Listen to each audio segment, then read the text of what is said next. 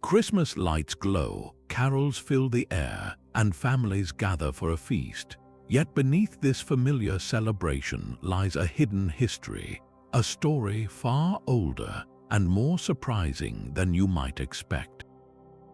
By the end of this journey, you will understand the true origins of everything from your Christmas tree to the date on your calendar. We will trace a path from Roman feasts and Norse gods to a bishop's secret gifts and a Victorian author's powerful story. Why was Christmas once banned, and how did a department store creation become a beloved reindeer? What does your own Christmas tradition mean to you in this long chain of history? Long before Christmas trees or carols, the darkest days of winter were marked by a different kind of celebration. In ancient Rome, as the sun reached its lowest point in the sky, a grand public festival called Saturnalia turned the world upside down. For an entire week, beginning around December 17th, ordinary social rules were suspended. Slaves could dine with their masters, businesses and schools closed, and a general mood of merriment and mischief reigned. People decorated their homes with evergreen boughs and lit candles to push back the growing darkness. Most significantly, they exchanged small gifts, often simple tokens like pottery figurines or candles, as symbols of goodwill and friendship. This was not a quiet, solemn affair, but a vibrant, raucous party celebrating the god Saturn and a temporary return to a golden age of equality. Yet another Roman observance soon followed, one that would directly influence the calendar itself. On December 25th, the empire celebrated the birth of Sol Invictus, the unconquered sun. This holiday marked the turning point, the moment when the sun began its slow climb back, promising the return of spring and life. It was a day dedicated to the rebirth of light, a concept that resonated deeply with people living in a world dependent on the rhythms of nature. So when early Christian leaders sought to establish a date for the birth of Jesus, they were faced with a powerful cultural force. These pagan festivals, with their established traditions of feasting, light, and gift-giving, were deeply ingrained in the population. By placing the Nativity on December 25th, the Church offered a new theological meaning for an old and beloved celebration. It was a strategic and brilliant move, transforming the pagan rebirth of the sun into a celebration of the birth of the Son of God. The party atmosphere, the lights, the gifts, all the joyous elements were already there, waiting to be reinterpreted. This ancient foundation of revelry and light forms the very bedrock of the Christmas spirit we know today. Far to the north, where winter's grip was even tighter, another powerful tradition was taking shape. While Rome celebrated Saturnalia, Germanic and Norse peoples were observing their own profound midwinter festival known as Yule. This was not a brief party, but a sprawling 12-day celebration that stretched across the deepest, darkest part of the year. It was a time when the boundary between the worlds was believed to be thin, and the spectral wild hunt was said to thunder across the sky. Led by the one-eyed god Odin, this ghostly procession was a fearsome spectacle, a reminder of nature's untamable power during the long nights, and it was Odin himself, known as Mjolnir or the Yule One, who was a central figure of the festivities. He was depicted as a bearded, cloaked old man who traveled through the world, a figure who would later echo in a very different winter visitor. The heart of the Yule celebration was the Yule log, a massive, specially selected piece of wood. Families would carefully bring it in and light it with a piece of the previous year's log, ensuring continuity and protection.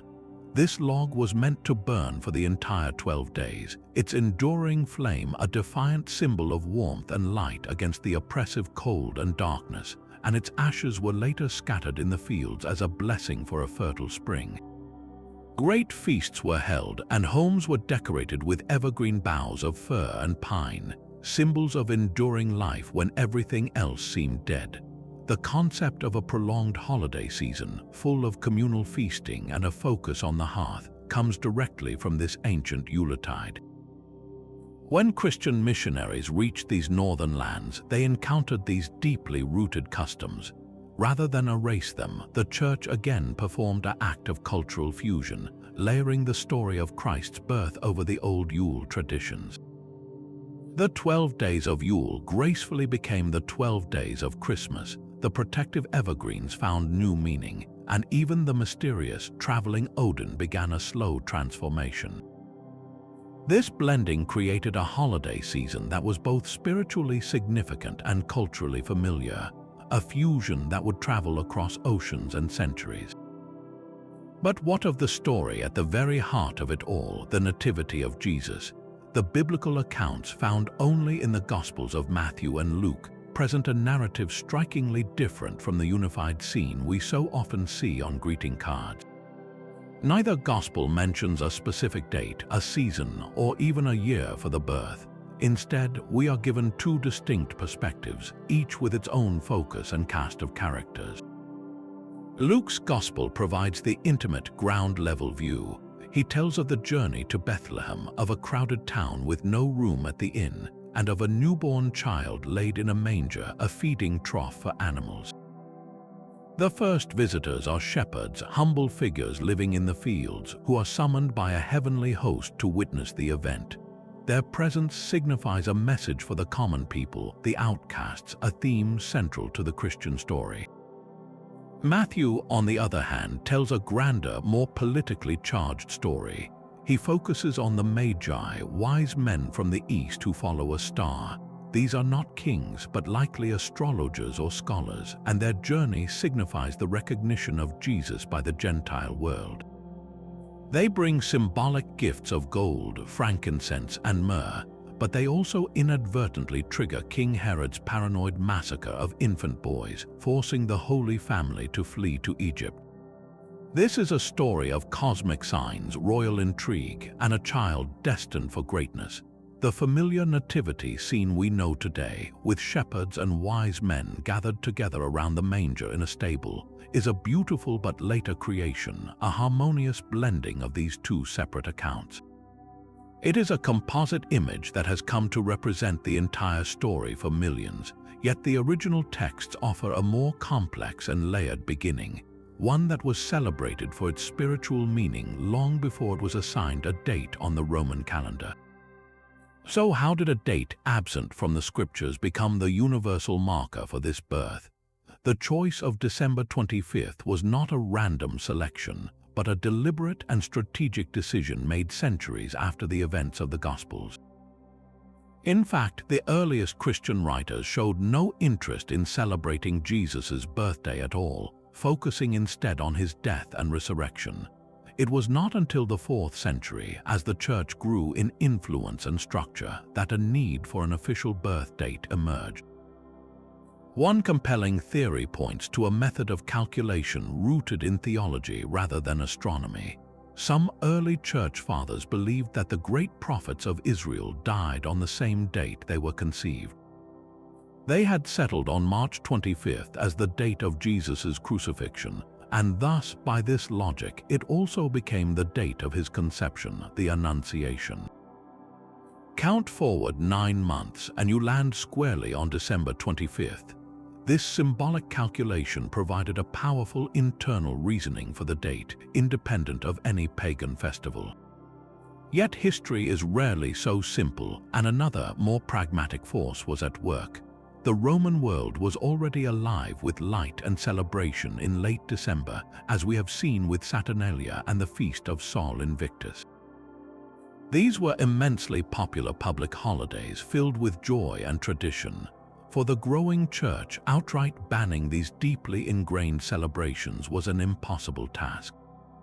A far more effective strategy was to offer a Christian alternative, to baptize the existing festivities with a new meaning. By placing the celebration of the birth of Christ on December 25th, the Church did not erase the pagan past, but rather built upon its foundation.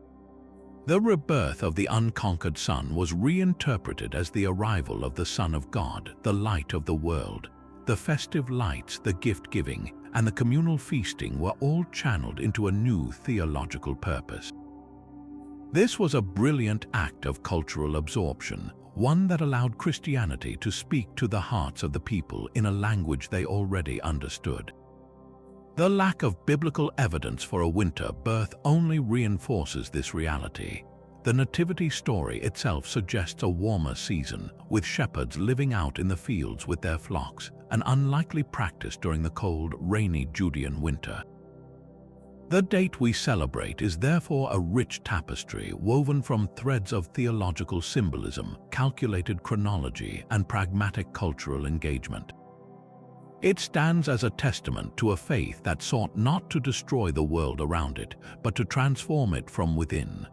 The first official record of Christmas being celebrated on December 25th appears in a Roman calendar from the year 336.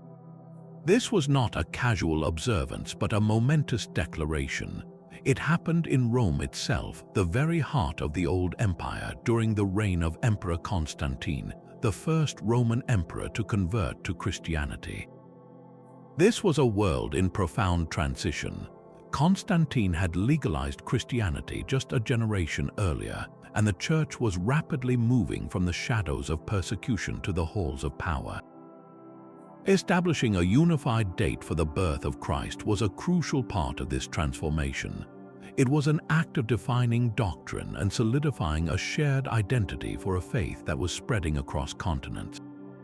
Think of the power in that simple calendar entry. By officially marking December 25th as the Feast of the Nativity, the Church was creating a new rhythm for the Roman world, overlaying the pagan past with a Christian future.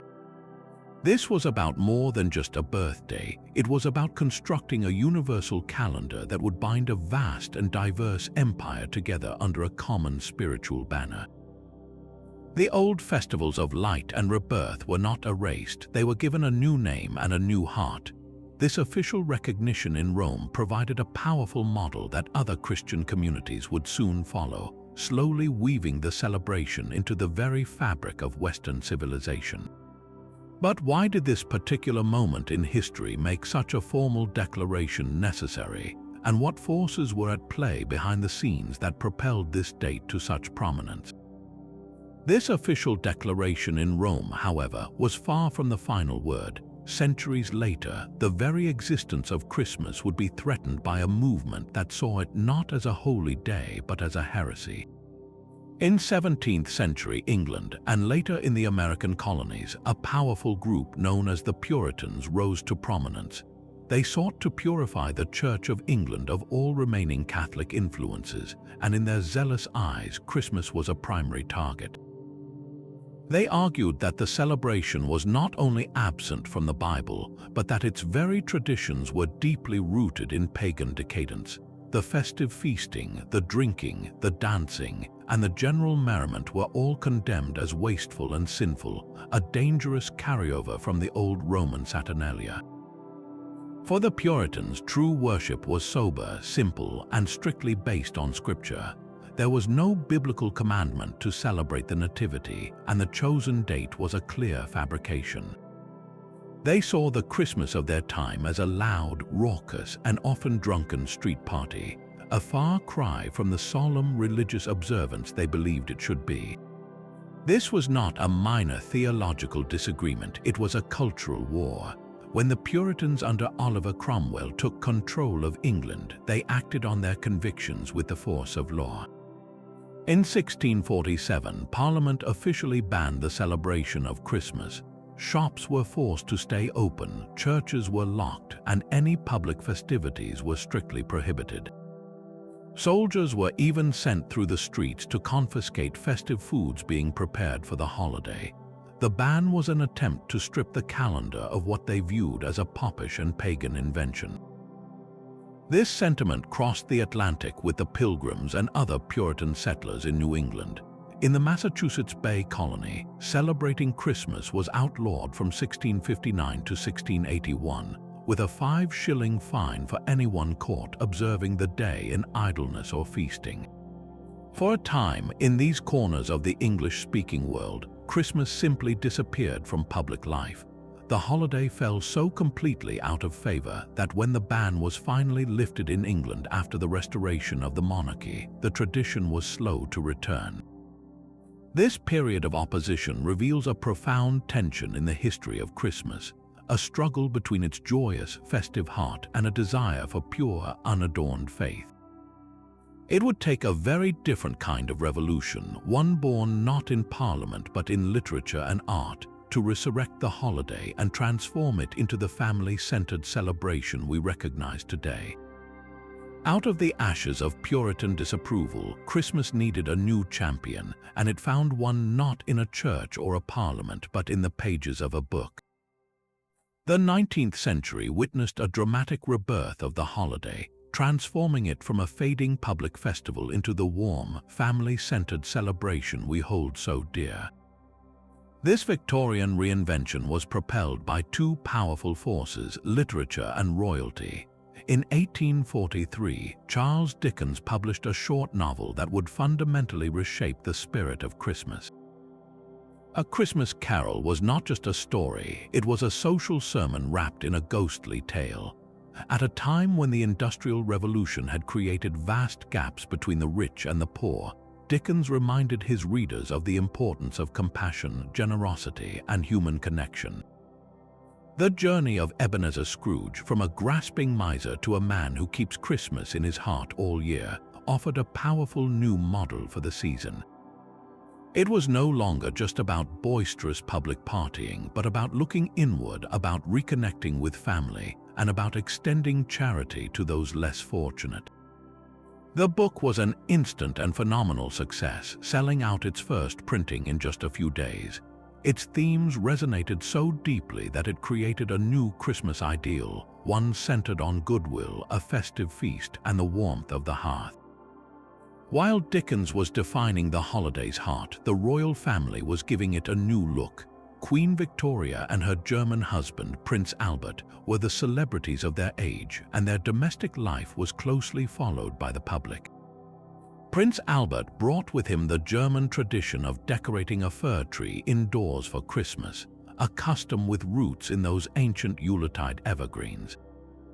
In 1848, an illustrated newspaper published an engraving of the royal family gathered around their own lavishly decorated Christmas tree at Windsor Castle. This single image was a sensation. Suddenly, every middle-class family in Britain and America wanted a Christmas tree of their own. The tree became the sparkling centerpiece of the home during the holidays, a symbol of domestic bliss and family unity. This royal endorsement, combined with the moral vision of Dickens, created a perfect storm of cultural change. The old, rowdy Christmas was being gently pushed aside, replaced by a new, sanitized, and sentimental version that celebrated children, family, and the home. This Victorian Christmas was a conscious creation, a nostalgic vision of a perfect past that never truly was, but it was a vision that stuck. It gave us the essential blueprint for the modern holiday, complete with its emphasis on gift-giving within the family, the iconic tree, and the overarching message of peace and kindness. But how did this newly domesticated holiday spirit find its way into every home year after year, solidifying these fresh traditions into unbreakable habits? Yet the cozy Victorian Christmas was missing one crucial character, a central figure to embody its spirit of generosity. That figure would emerge from a fusion of ancient legend, national identity, and pure commercial genius. His story begins not at the North Pole, but in the warm climate of ancient Turkey, with a 4th century bishop named Nicholas of Myra. Renowned for his secret generosity, the most famous tale tells of Nicholas saving 3 impoverished sisters from a life of servitude by secretly tossing 3 bags of gold through their window, which supposedly landed in stockings left by the fire to dry. This historical saint, celebrated for his clandestine gifts to children and the poor, became one of the most beloved figures in Christendom. His feast day on December 6th was marked by gift-giving, a tradition that would slowly migrate and merge with the Christmas celebration. As Dutch settlers brought their traditions to the New World, they carried with them their own version of this saint, Sinterklaas. This was a stern, dignified bishop who wore red robes and arrived by ship from Spain each year, accompanied by his helper, a figure known as Zwart Piet. The Dutch celebration in New York, then called New Amsterdam, planted the seed, but it was in the melting pot of America that this bishop would undergo his most dramatic transformation.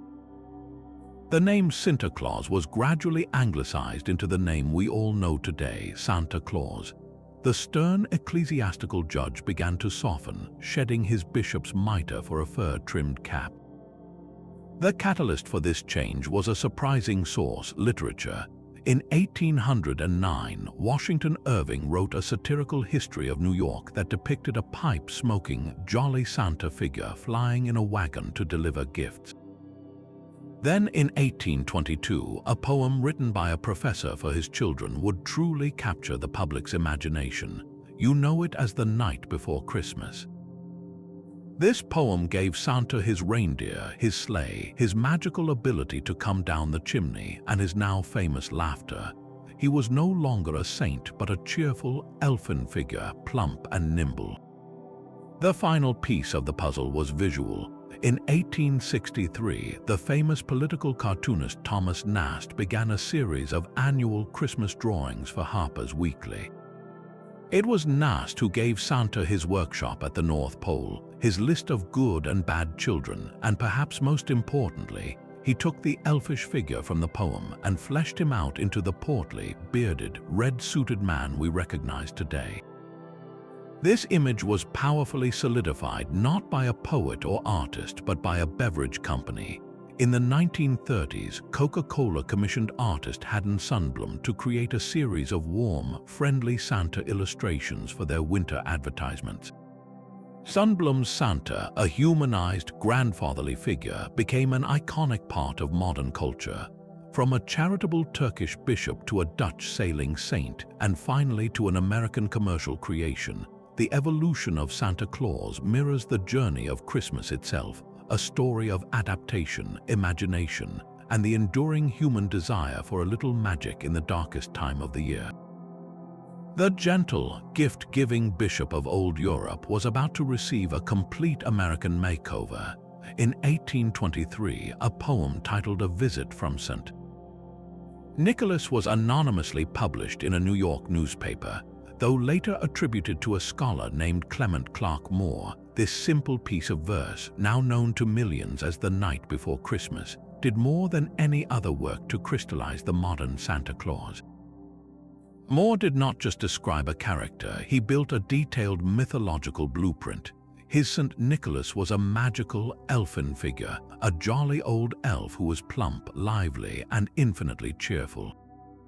He gave him a sleigh, a bundle of toys, and a team of 8 reindeer, each with a now famous name, from the powerful Dasher and Dancer to the electrifying Blitzen and the iconic Rudolph, who would join the team a century later. Most crucially, Moore established the entire magical logistics of the Christmas Eve delivery. He gave us the image of Santa landing on the roof with a clatter, then coming down the chimney with a bound, his clothes all tarnished with ashes and soot. This was a stroke of genius, solving the practical problem of how a magical visitor could enter every home while adding a sense of thrilling, slightly messy magic. Before this poem, the American Santa was a vague and shifting figure, sometimes a stern disciplinarian. Moore's creation was pure, unadulterated joy, a friendly spirit whose sole purpose was to bring delight to children. The poem was an instant and enduring sensation, reprinted in newspapers and almanacs across the young nation. It provided a shared cultural script for the holiday, a story that every family could read and envision together. Because of Moore, the Santa Claus of commerce and legend now had a specific shape, a named vehicle, and a clear, enchanting method of operation. This single poem provided the essential framework that artists like Thomas Nast would later illustrate and that corporations would eventually amplify, forever locking this merry, chimney-descending elf into the global imagination. That cheerful, light-covered tree in your living room is a direct descendant of ancient symbols of defiance. Long before it was a Christmas icon, the evergreen was a powerful emblem of life itself in the dead of winter. For cultures across Europe, from the Romans who decorated with fir branches during Saturnalia to the Celts and Norse who saw evergreens as sacred to their sun gods, bringing these boughs indoors was an act of hope. In a season when every other tree stood bare and the world seemed frozen in death, the pine, the fir, and the holly remained vibrantly green. They were a living promise that the sun would return, that spring was not gone forever but merely sleeping. This profound symbolism made the evergreen a natural candidate for absorption into the new Christian traditions. In medieval Germany, this practice took a more formal shape with the paradise tree.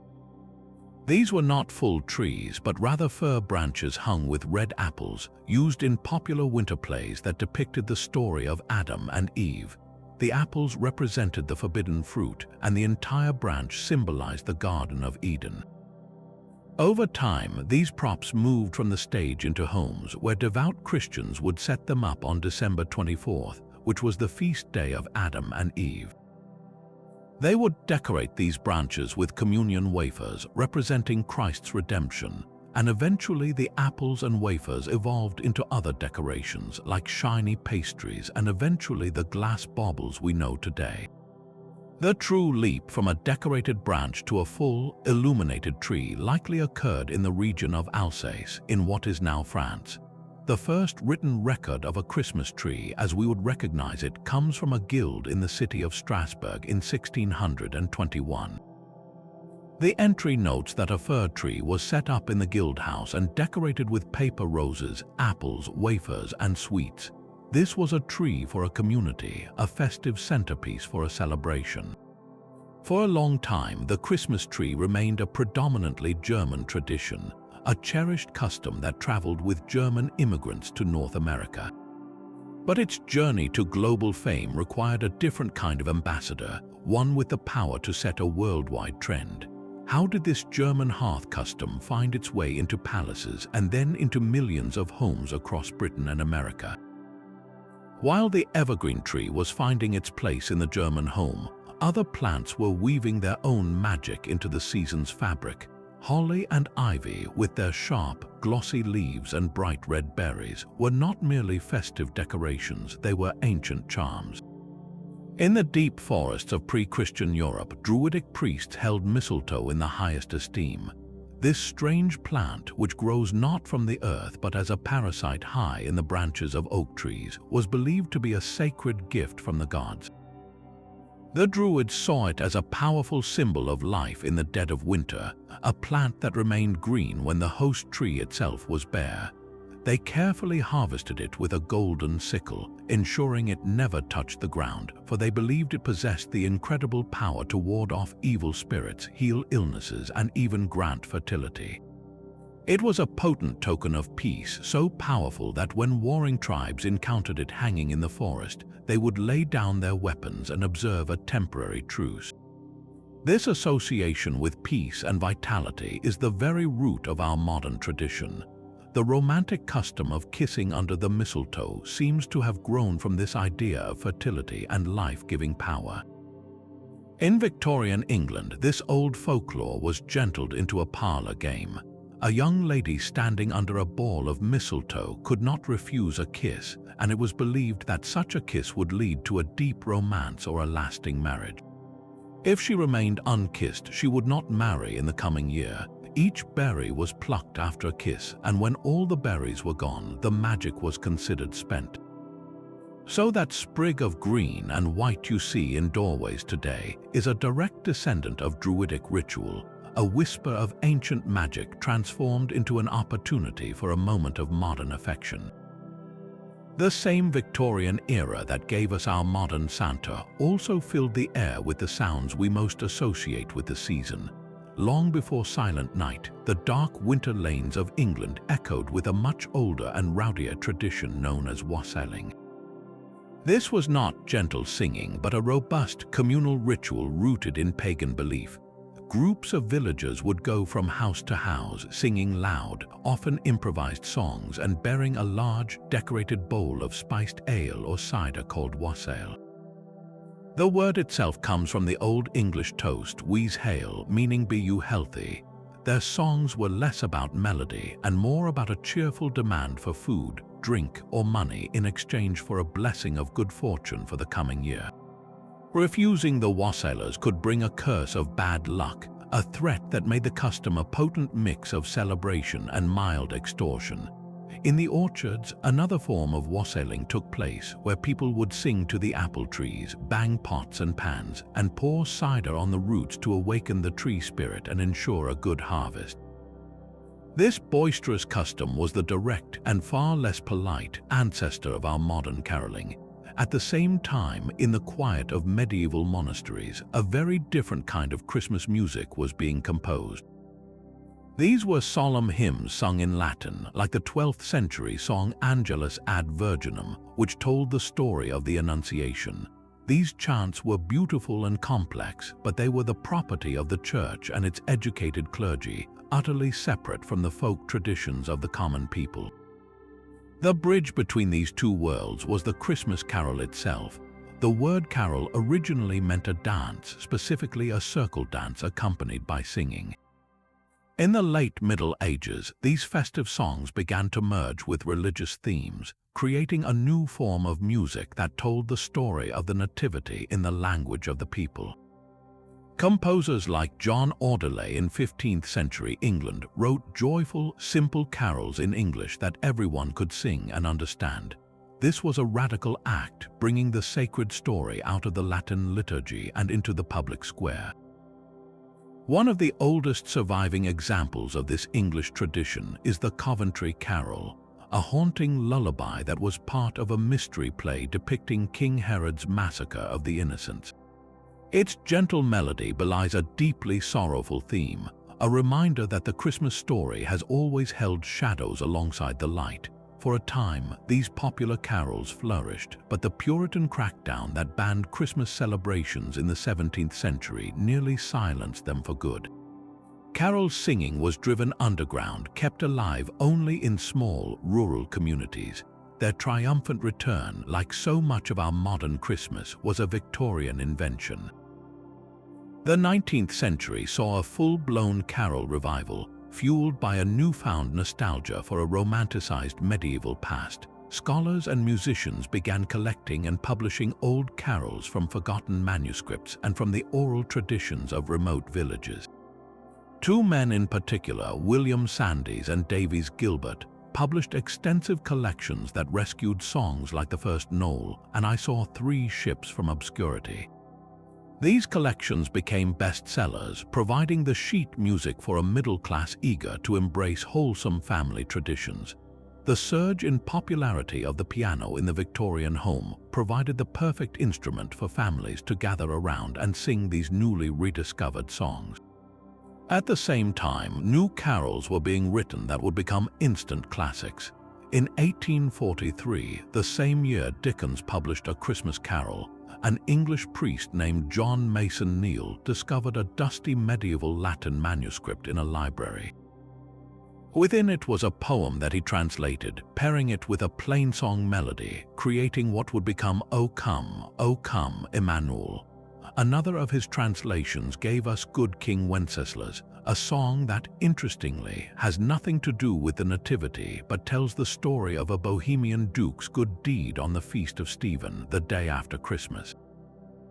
This Victorian revival transformed caroling from a rowdy wassail into the polite, doorstep serenading we know today, a tradition that perfectly encapsulated the era's ideals of community, charity, and domestic piety. So when you hear those familiar melodies each December, you are listening to a layered history, a harmony of pagan ritual, medieval faith, and Victorian sentiment, all singing together in the cold winter air.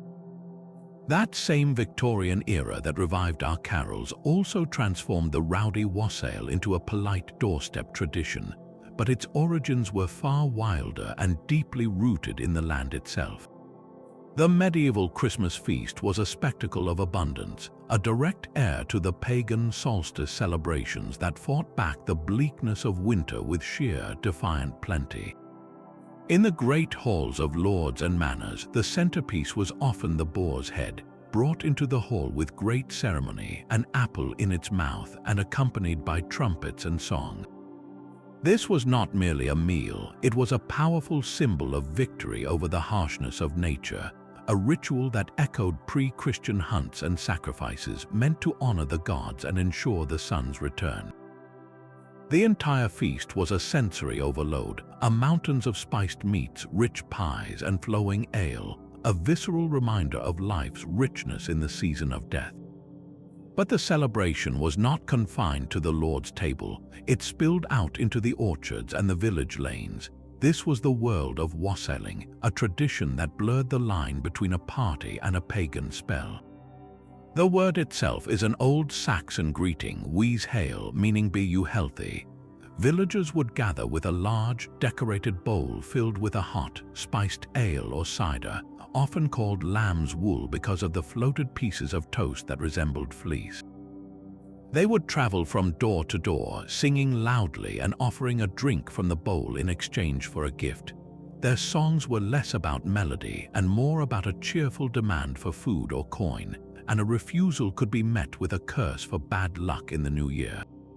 This was caroling's demanding, uncouth ancestor, yet the most profound wassailing happened not at the homes of neighbors, but in the frosted silence of the apple orchards. There, the community would gather around the oldest and most important tree. They would soak its roots with cider, hang pieces of toast dipped in the wassail drink from its branches as an offering, and then sing to the tree at the top of their lungs. They would bang pots and pans together to frighten away any evil spirits that might be sleeping in the branches, all to awaken the tree's spirit and ensure a bountiful harvest of apples for the next year's cider. Think of that for a moment, a group of people in the deep cold of a winter's night, shouting at a tree and pouring alcohol on its roots. It was a desperate, hopeful act of magic, a direct conversation with the forces of nature upon which their survival depended. This ancient ritual reveals the true heart of the medieval Christmas, a celebration that was as much about securing the future as it was about feasting in the present. The line between a Christian holiday and an agricultural rite was wonderfully thin, a testament to a world where the sacred and the superstitious danced together by the fire's warm light. Those boisterous wassails and solemn monastery chants existed in separate worlds, but one man found a way to bridge them with a simple, living picture. It was in the small Italian town of Greccio in 1223 that Saint Francis of Assisi staged the very first nativity scene. He was deeply troubled that the profound story of Christ's birth felt distant and abstract to the ordinary people, lost in theological debate or Latin liturgy. He wanted them to see it, to smell the hay, to feel the humble reality of that holy night.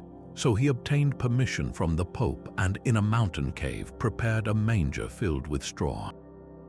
He brought in a real ox and a donkey, and he gathered the local villagers for a Christmas Eve Mass with this living tableau as their altar. There was no infant Jesus, for Francis felt unworthy to depict the Christ child directly, but a priest celebrated the Eucharist over the empty manger, making the connection between the bread and the body of the newborn king powerfully clear. The effect on the people was electric. They were no longer just hearing a story, they were witnessing it. They could see their own lives, their own animals, their own struggles reflected in the divine narrative. This was not a performance, but an invitation to step into the gospel. The idea spread like wildfire through Europe, championed by the Franciscan order. These living scenes, or presepi as they are called in Italy, became a beloved public tradition. Soon, families wanted this powerful visual prayer in their own homes, but staging a live performance with animals was impractical. This led to the creation of the first static nativity scenes, with small, hand-carved figurines representing the Holy Family, the shepherds, and the Magi. These creches, from the French word for manger, allowed everyone to recreate that moment of tangible wonder Saint Francis had ignited. From a cave in Greccio to the mantelpieces of millions, the nativity scene became a central pillar of Christmas devotion, a direct result of one man's desire to make the divine feel truly human. The small clay dolls exchanged during Saturnalia were far more than simple toys.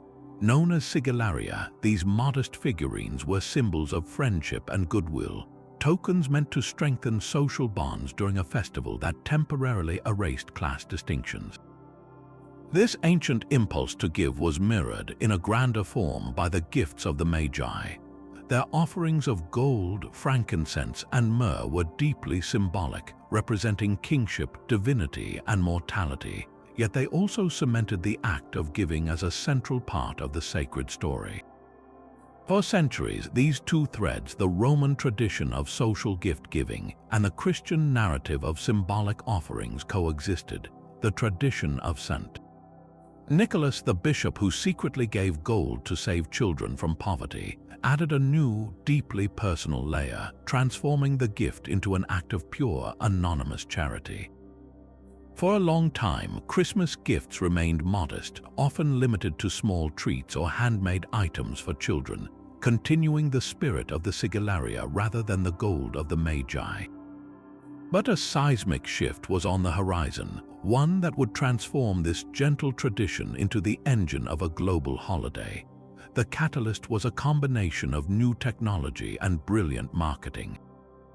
In the late 19th century, the expansion of rail networks and the invention of mass production created a world of available goods. Department stores like Macy's in New York and Marshall Field's in Chicago became winter wonderlands, their elaborate window displays inviting families into a new kind of Christmas dream. Then came the advertising. Sears, Roebuck & Co. revolutionized the practice by publishing its massive wish book, a catalog that offered everything from toys to tools, delivering a universe of possibilities directly to the American doorstep. Advertisements began to directly link the purchase of gifts with expressions of love and family happiness, creating a powerful emotional charge around consumerism.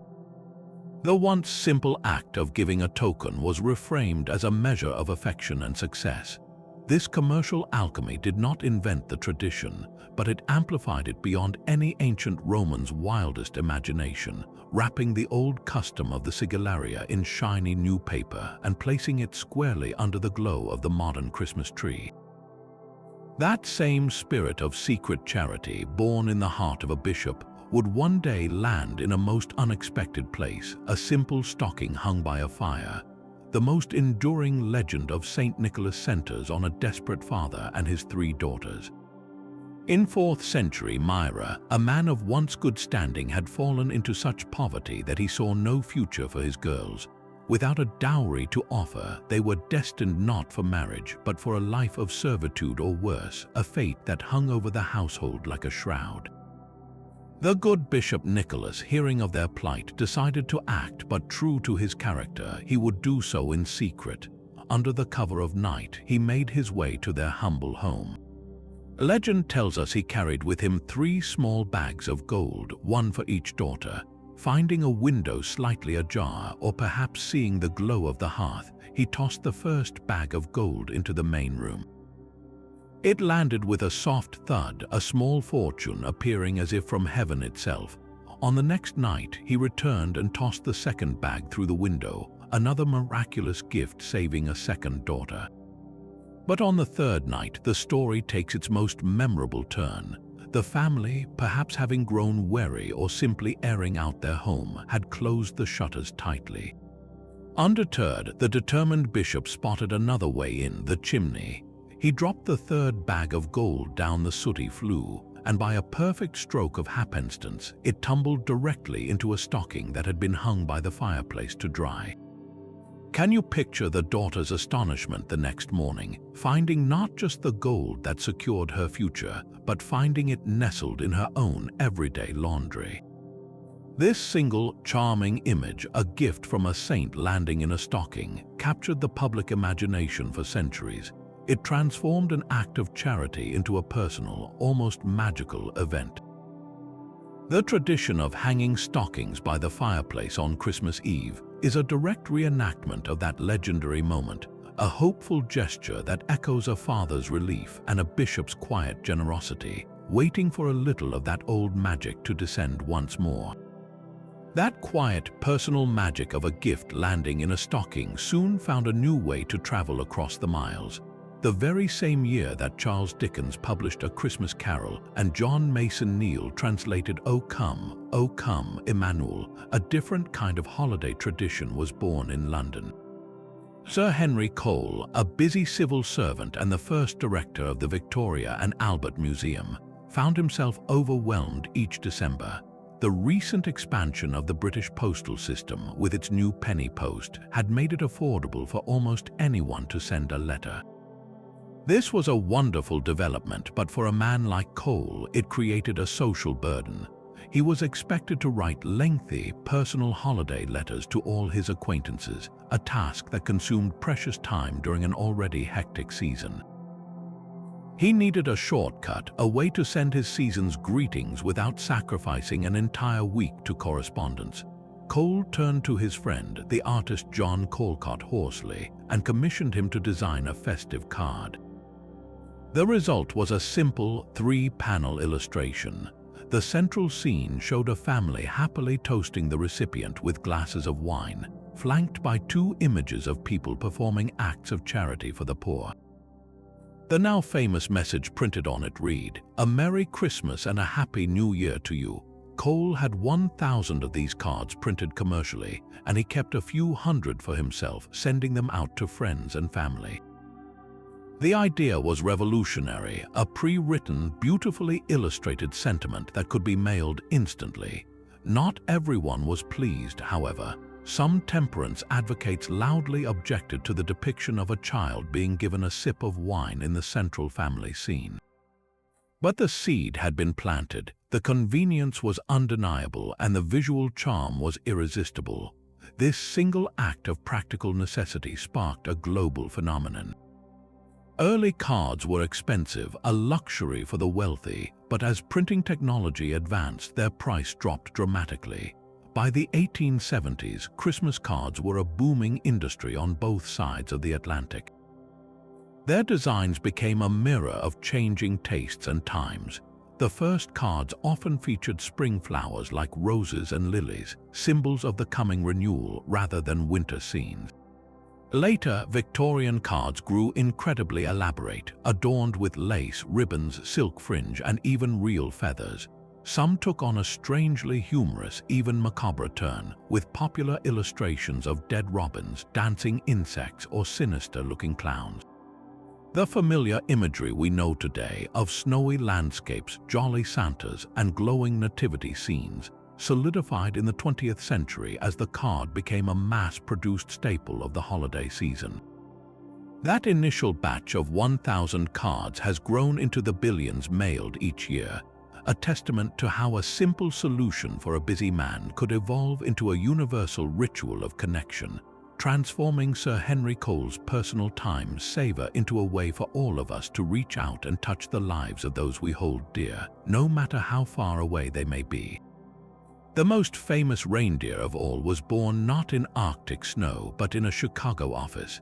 In 1939, the Montgomery Ward department store faced a simple annual problem. They needed a new, inexpensive giveaway for the children who visited Santa in their stores, something to replace the coloring books they had been buying from outside suppliers. They turned to one of their own copywriters, a 34-year-old man named Robert L. May, and gave him a task: create an original holiday story that could be given away as a promotional coloring book. May, a quiet and shy man who had been teased as a child for his small size, found his inspiration in his own past. He began to sketch out a story about a young reindeer who was an outcast, mocked for his bizarre, glowing red nose. He named the character Rollo, then Reginald, before his 4-year-old daughter suggested the name that would echo through history, Rudolph. The story, written in rhyming couplets, was a classic underdog tale. The other reindeer laugh and exclude Rudolph until one foggy Christmas Eve when Santa realizes the outcast's strange nose is the perfect beacon to guide his sleigh. The story was a smash hit. Montgomery Ward distributed 2.5 million copies of the Rudolph coloring book that first year alone, but the story could have ended there, a forgotten promotional item. The true turning point came a decade later when May's brother-in-law, a songwriter named Johnny Marks, adapted the story into a catchy, simple song. Despite being turned down by every major singing star of the era who thought it was beneath them, the song was finally recorded by the popular crooner Gene Autry in 1949. His recording of Rudolph the Red-Nosed Reindeer shot to the top of the charts, selling 2 million copies in its first year and becoming a permanent fixture on the radio. A stop-motion television special in 1964 then cemented the character's legend, giving him a backstory, friends like Hermie the Elf, and a villain in The Abominable Snowman. From a department store's cost-saving measure to a global icon, Rudolph's journey proves that the most enduring holiday magic can sometimes spring from the most practical of origins, a story created to solve a business problem that somehow captured the heart of the season itself. This long history of adaptation, from Roman festivals to Puritan bans, shows that Christmas has always been a story of cultural negotiation, and that story continues today in the heated debates over holiday greetings. The seemingly simple choice between saying Merry Christmas or Happy Holidays has become a flashpoint in what some call a war on Christmas. This modern controversy often centers on a push for more inclusive language in public spaces and retail settings. As societies become more diverse, the phrase Happy Holidays is seen by many as a respectful way to acknowledge that not everyone celebrates Christmas, encompassing other observances like Hanukkah and Kwanzaa that occur around the same time. It is a gesture of recognition in a multicultural world.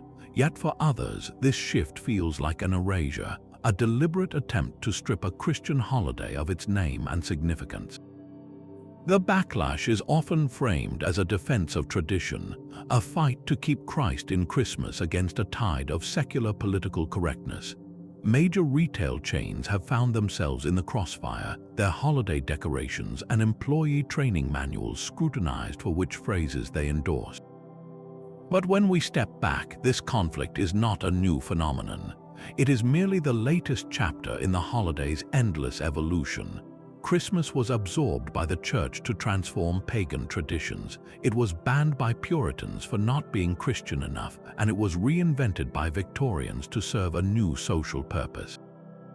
Its identity has never been static. The current battle over words reflects the very same process that has defined Christmas for 2,000 years, a perennial struggle over who owns the celebration and what it truly represents. Is it a deeply personal religious observance, a universal cultural festival of goodwill, or a commercial engine? Perhaps the intensity of this debate simply proves how deeply the holiday is woven into the fabric of our lives, still powerful enough to fight over after all these centuries. While the debate over words continues in one part of the world, the spirit of Christmas takes on brilliantly different forms elsewhere. A journey across the globe reveals a tapestry of unique traditions, where ancient folklore and local culture have painted the holiday in vibrant local colors. In Sweden, the season begins not with a jolly elf, but with a glowing procession led by a young girl. On the morning of December 13th, St. Lucia Day, she wears a white dress and a crown of lingonberry greens with blazing candles, bringing light and saffron buns to her sleeping family. This celebration of light in the deep Scandinavian darkness echoes those ancient Roman and Norse festivals, yet it feels entirely its own.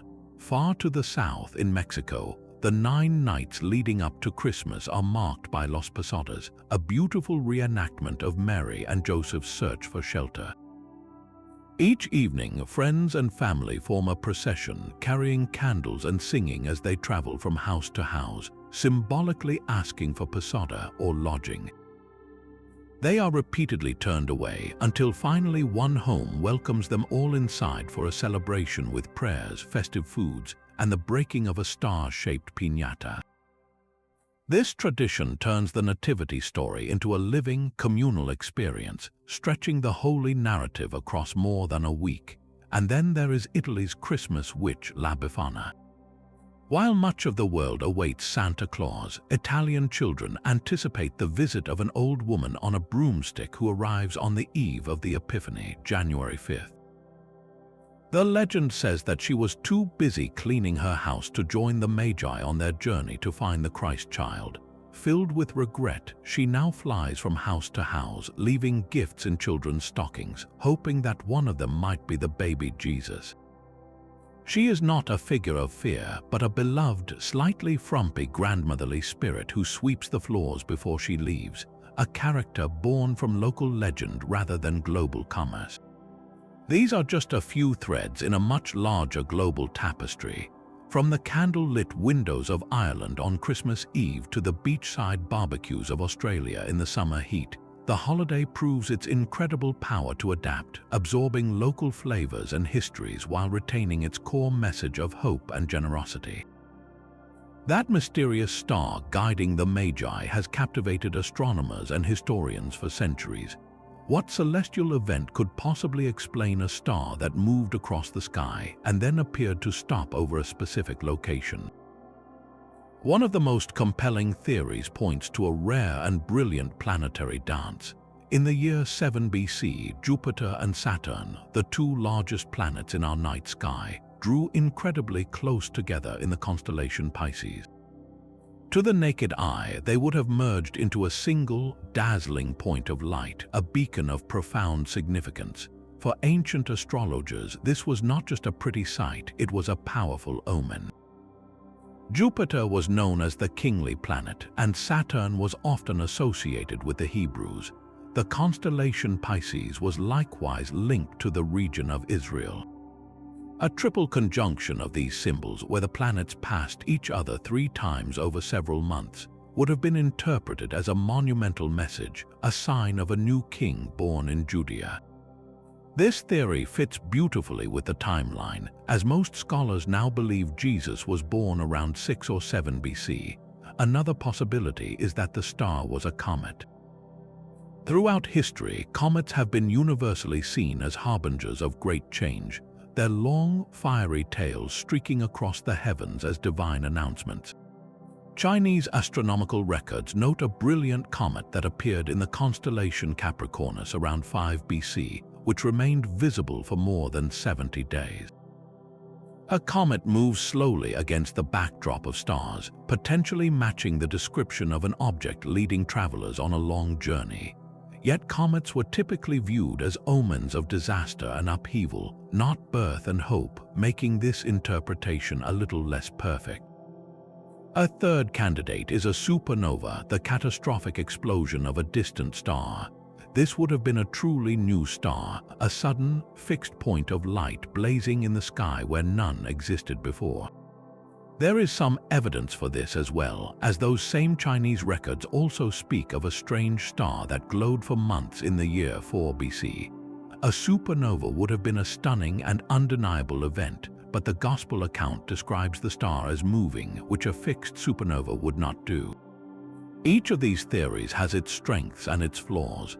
The planetary conjunction carries immense symbolic weight, but may not have been dramatic enough to be described as a single guiding star. A comet is visually spectacular and moves, but its meaning is often dark.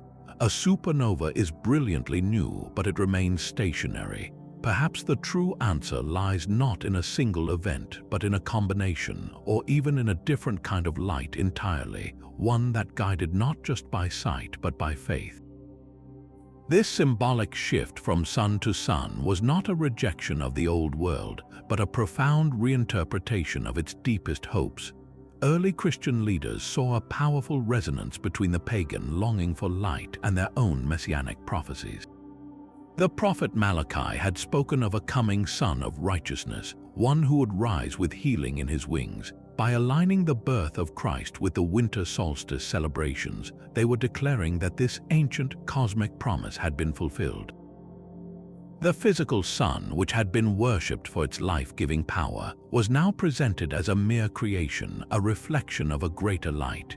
Jesus was the true light of the world, the ultimate conqueror of spiritual darkness, whose arrival offered a new kind of hope that would not wane with the seasons. This was a theological masterstroke. Instead of asking converts to abandon their familiar winter festivals of light, the Church invited them to see these traditions in a new, richer context. The candles they lit were no longer just for Sol Invictus, but for the one who illuminated the human soul. The evergreen boughs were not merely symbols of nature's endurance, but of eternal life offered through Christ. This brilliant rebranding allowed the cultural shell of the festival to remain intact while its spiritual core was utterly transformed. The celebration could continue with all its joy and light, but now pointed toward a divine event that gave those very symbols their ultimate meaning. In this way, the Church did not steal a holiday, it redeemed it, offering a spiritual depth to a universal human impulse. The light that once promised the sun's return now promised salvation, a transition that ensured Christmas would not just survive but thrive for millennia to come. Machines and steam engines forged the very heart of our modern Christmas. The Industrial Revolution did not just change how goods were made, it fundamentally reshaped the rhythm of life, creating a new middle class that lived in growing cities far from the old rural traditions. For the first time, families had both a need and the means to create a private, domestic holiday. Factory whistles and long work hours separated the home from the workplace, making the hearth a sacred refuge. This new middle class also possessed disposable income, cash earned in offices and shops that could be spent on something other than sheer survival. They were ready to buy comfort, nostalgia, and joy. And industry was ready to sell it to them. Mass production made what was once a luxury available to millions. Intricate glass baubles for the Christmas tree, once hand-blown by German artisans, could now be stamped out by machines in vast quantities.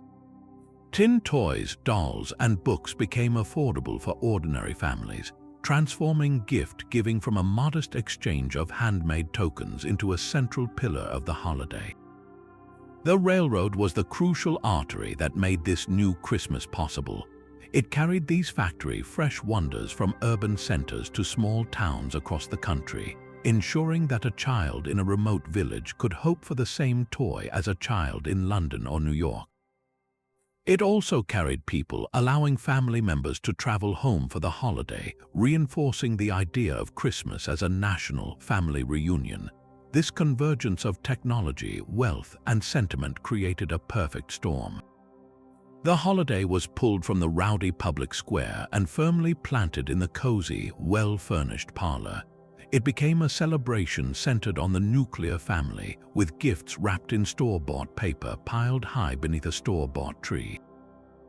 This was the birth of the consumer Christmas, an era where the act of giving became intimately linked with the act of buying, forever changing the scale and the spirit of the season. From ancient winter fires to glowing smartphone screens, the story of Christmas is a journey across continents and centuries. This celebration has never stood still. It was born from the Roman need for light during Saturnalia and the Norse defiance of the long Yule nights. It was shaped by early theologians who saw a divine opportunity in a pagan sun festival, and by bishops whose secret gifts inspired a legend. It survived Puritan bans only to be reborn in the Victorian imagination, wrapped in the sentiment of Dickens and crowned with a German tree. It was commercialized by department stores, broadcast through song and film, and forever personalized by the cards we send and the stockings we hang.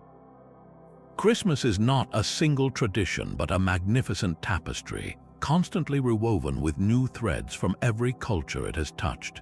Its power lies not in its purity, but in its profound adaptability, its endless ability to absorb new meanings while retaining its core message of hope, light, and generosity. So as you turn on your tree lights this year, or share a meal with loved ones, or simply enjoy a moment of quiet peace, what does this ancient, ever-changing holiday truly mean to you in your own life? We would love to hear your thoughts and personal traditions in the comments below. If you enjoyed this journey through history, please subscribe for more explorations into the hidden stories behind our world's greatest traditions.